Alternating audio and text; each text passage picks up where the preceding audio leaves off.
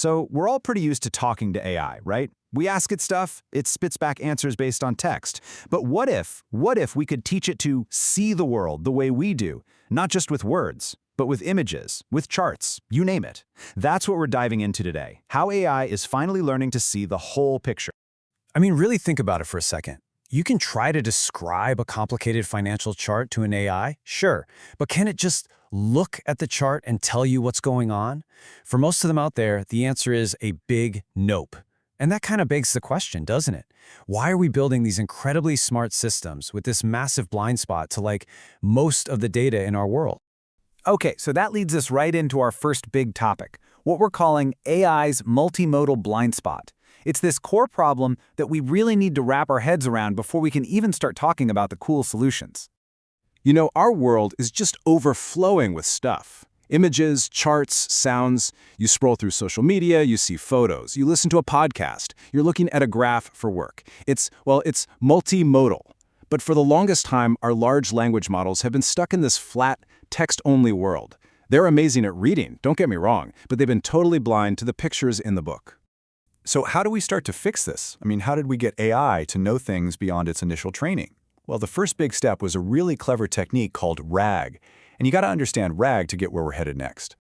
Okay, so RAG stands for Retrieval Augmented Generation. And honestly, the best way to think about it is like giving an AI a library card and a crash course in research. See, instead of only using the info it was trained on, which can get outdated super fast, RAG lets the model go out and pull in fresh, relevant facts from somewhere else before it even tries to answer you. And the process? It's actually pretty straightforward. First, you ask your question, and the system goes and retrieves relevant documents. Then it augments your original prompt. Basically, it adds all that new info right in. And finally, it generates an answer that's now grounded in those specific, up-to-the-minute facts. It's like having a fact-checker and a writer rolled into one. But what if that library had more than just text-based books? What if it was full of photo albums, architectural blueprints, even audio recordings? This right here is where we take a massive leap beyond just text.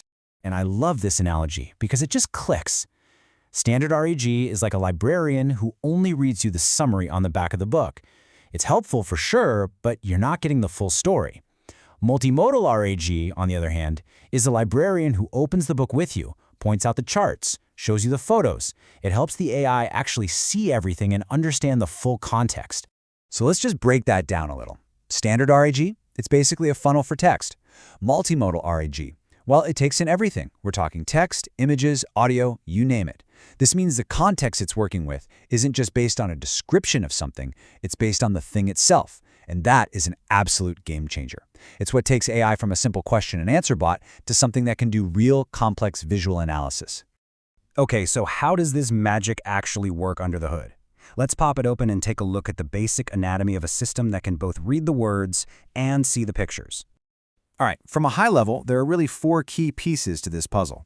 First, you've got your data sources, all your text, images, audio, the whole mix. Next, and this is crucial, you need special embedding models that translate all that different stuff into a common language for the computer. Then, all that translated data gets stored in a special kind of database called a vector database. And finally, you have a retriever that grabs the right info for the big language model to work with. So, the real secret sauce here is figuring out how to get all these different kinds of data to speak the same language. And the way we do it is with specialized models. You might use something called CLIP for images or BERT for text. What they do is turn each piece of data into a string of numbers, a vector. This whole process is called embedding, and it's basically like creating a universal translator. All of a sudden, the meaning of a picture and the meaning of a paragraph can be directly compared, mathematically. How cool is that? And this brings us to the really exciting part, because this isn't just some abstract idea on a whiteboard. This technology is actively paving the way for a future where the way we interact with AI is just so much richer, so much more intuitive. I mean, just think about the possibilities here. You could snap a picture of a chair you like and ask an e-commerce site, hey, find me something like this, but cheaper. Or imagine a doctor asking an AI to analyze an MRI scan and instantly check it against millions of other records.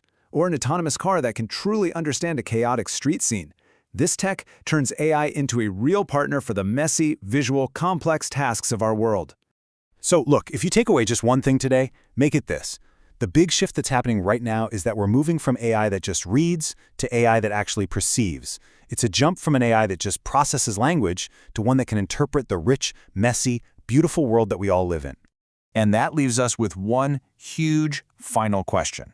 This isn't just about building slightly smarter tools, right? This is about unlocking completely new capabilities. When AI can see and hear and read right alongside us, what kinds of problems are we going to solve? What kind of art are we going to create?